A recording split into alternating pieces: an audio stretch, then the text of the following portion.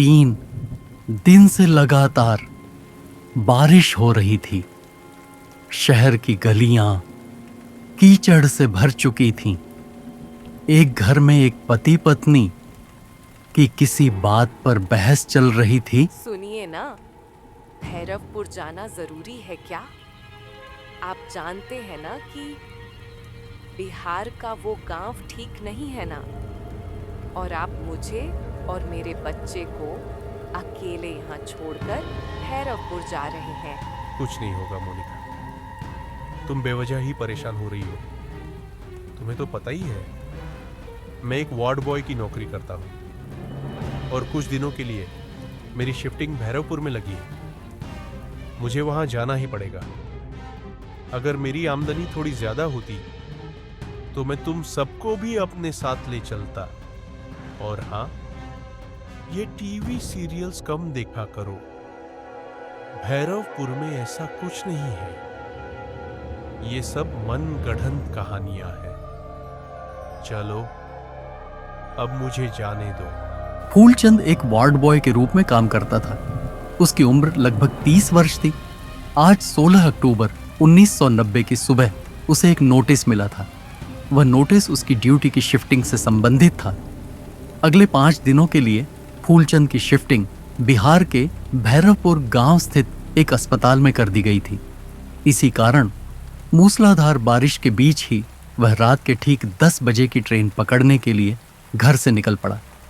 उसकी पत्नी अनीता दरवाजे पर खड़ी उसे जाते हुए देख रही थी। ऐसा प्रतीत हो रहा था मानो वह उसे रोकना चाहती हो, मानो उसके मन में कोई अनकहा भय छिपा हो। लेकिन अनीता फूलचंद को क्यों रोकना चाहती थी, इसका रहस्य हमें आगे की कहानी में ही पता चलेगा। अरे यार, इतनी तेज बारिश हो रही है और मैं छाता लाना भूल गया। बस अब समय पर स्टेशन पहुंच जाओ। फूलचंद स्टेशन पहुंच चुका था। बारिश अब भी रुकने का नाम नहीं ले रही थी। प्लेटफॉर्म पर पीली सी ट्यूबलाइट टिमटिमा रही थी, जैसे किसी थकी हुई आंख की पलकें। दूर से आती ट्रेन की आवाज ने पूरे स्टेशन को हिला दिया। ट्रेन आकर रुकी।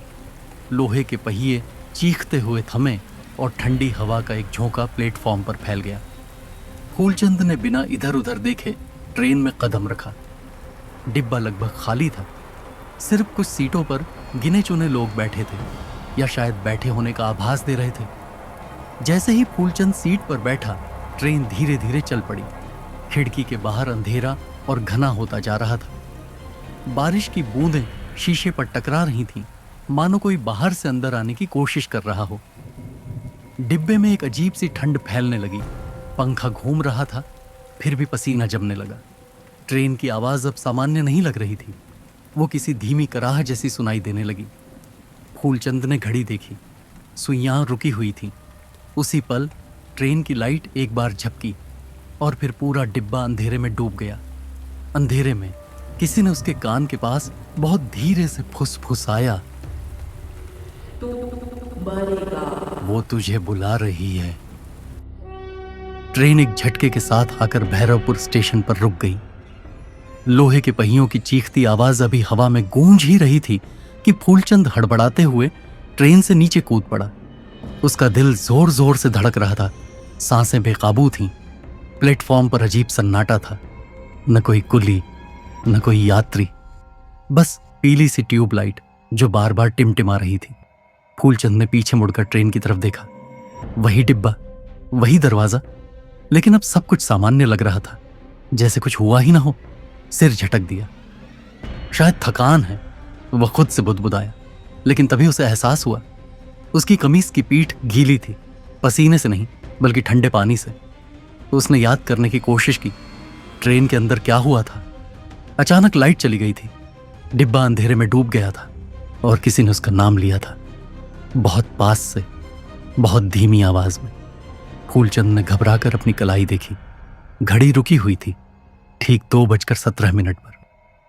स्टेशन की घड़ी भी वही समय दिखा रही थी। तभी प्लेटफॉर्म के आखिरी सिरे पर उसे एक परछाई दिखी, लंबी, बेढंगी, जो उसे ही घूर रही थी। फूलचंद का शरीर सुन्न पड़ गया उसे अब समझ आने लगा था, ट्रेन के अंदर जो हुआ था वो वहीं खत्म नहीं हुआ था।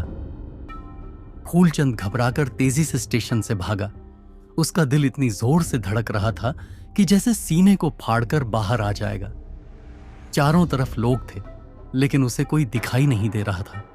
सब कुछ धुंधला सा लग रहा था। उसके कानों में अब भी ट्रेन के अंदर की अजीब आवाजें गूंज रही थीं। वह बार बार पीछे मुड़कर देखता, जैसे कोई उसका पीछा कर रहा हो। प्लेटफॉर्म की लाइटें टिमटिमा रही थीं और हल्की बारिश के कारण जमीन फिसलन भरी हो गई थी। फूलचंद बुदबुदाने लगा। मेरे साथ ये सब क्या हो रहा है?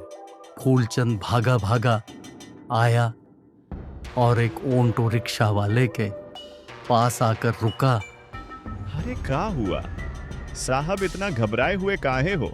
जल्दी से जौनपुरिया हॉस्पिटल ले चलो। यहाँ बातें करने का समय नहीं है। मेरी हालत बिगड़ती जा रही है। सांस ठीक से नहीं आ रही। एक एक पल बहुत कीमती है। गाड़ी तेज चलाओ, जल्दी करो। अगर जरा भी देर हुई तो सब कुछ खत्म हो सकता है। प्लीज जल्दी।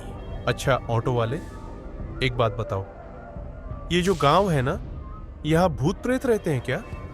मेरा मतलब है, मैं मजाक नहीं कर रहा हूं। स्टेशन पर मेरे साथ बहुत अजीब घटनाएं हुई। भैरव स्टेशन पर सब कुछ ठीक नहीं लग रहा था। ऐसा लग रहा था जैसे कोई मुझे लगातार घूर रहा हो, जैसे किसी की नजर मेरी पीठ पर टिकी हो। मैं बार बार पीछे मुड़कर देख रहा था, लेकिन वहां कोई नहीं था। फिर भी वो एहसास, वो डर मेरे दिल से जा ही नहीं रहा। ये गांव मुझे बिल्कुल ठीक नहीं लग रहा। यहां आते ही दिल भारी सा हो गया है। सांस लेने में अजीब सी घुटन महसूस हो रही है। पता नहीं क्यों ऐसा लग रहा है जैसे इस जगह ने मुझे स्वीकार नहीं किया, जैसे मैं यहां आकर कोई बहुत बड़ी गलती कर बैठा हूं। स्टेशन से निकलते ही जो सन्नाटा था वो अब तक कानों में गूंज रहा है। मुझे नहीं पता ये सब वहम है या सच, लेकिन मन बार बार कह रहा है इस गांव में कुछ तो गड़बड़ है। रुआ ठीक कहत बानी साहब, ई गांव ठीक न बा। लोग खेला कि यहाँ भूत प्रेतन के वास बा। रुआ जवन तरफ से आयल बानी भैरवपुर स्टेशन से, उहें आज से करीब 10 बरस पहले एगो औरत ट्रेन के आगे आके आत्महत्या कर लिहलस। कहेला कि ऊ औरत के आत्मा अभियों यहाँ भटकतिया। ओह दिन से आज ले जे भी आदमी ई गांव में नया आवेला, ऊ औरत ओकर पीछा छोड़ेली ना।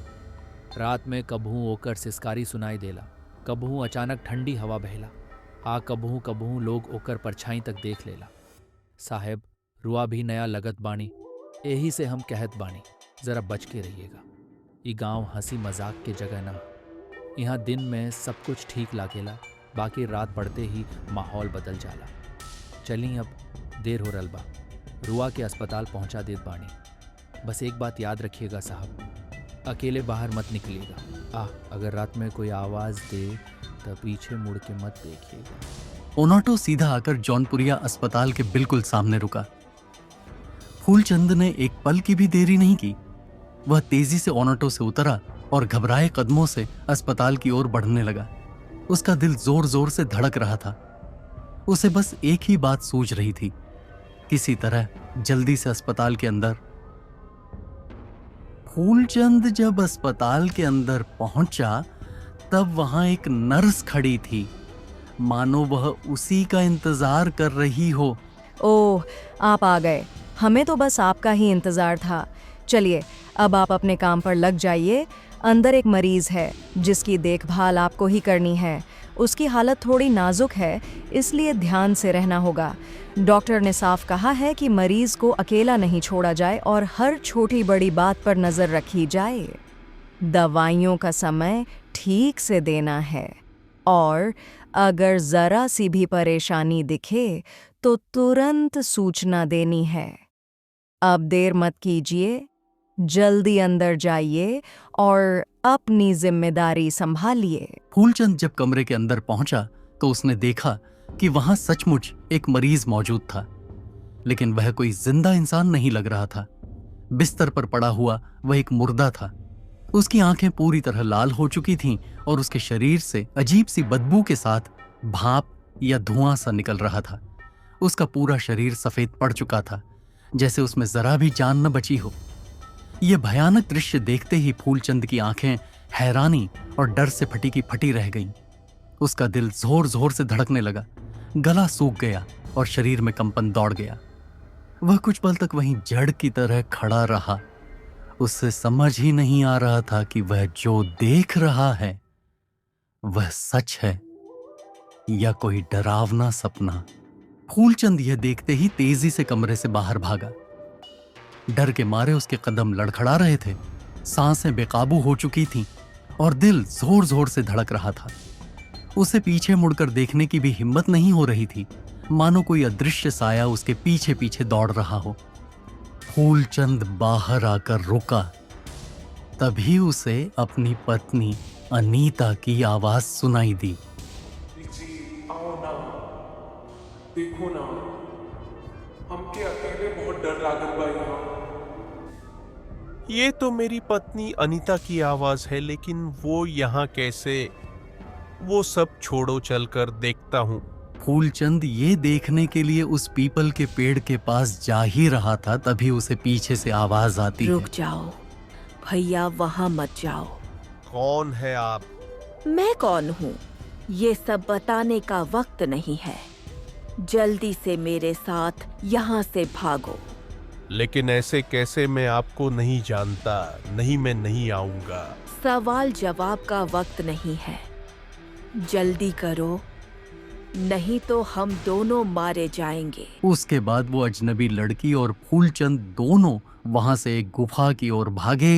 बेटा, तुम कौन? तुम्हारा नाम क्या है और ये कौन सी जगह है? भैया, मेरा नाम मुस्कान है और मैं इसी गांव में रहती है। ये मंदिर है, वो चुड़ैल यहाँ नहीं आ सकती। सुबह से पहले यहाँ से बाहर मत निकलना। चलिए, मेरा काम हो गया, मैं जा रही हूँ। उसके बाद वो लड़की एक नन्ही परी में बदलकर आसमान किया और उड़ गई। फूलचंद ये सब देखकर हैरान था। जैसे ही सुबह हुई, फूलचंद पहली ट्रेन पकड़कर अपनी पत्नी अनीता और बेटियां गुन्नू माही के पास वापस आ गया। लौटकर भैरवपुर जाने की फूलचंद की हिम्मत न हुई।